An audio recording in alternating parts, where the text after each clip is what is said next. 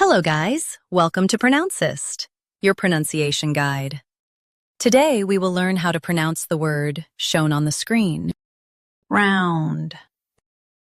Both US and UK have the same pronunciation of this word. Round. Now read the syllables shown on the screen naturally. Round, round. Stress roan and end with a soft D. Think of circles.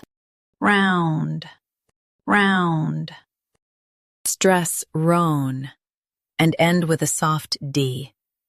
Think of circles. Round, round. Stress roan and end with a soft D. Think of circles. Round, round. Practice repeatedly and you'll soon be able to say this word perfectly. The best way to practice is to repeat the syllable multiple times. The meaning of the word is having a circular shape.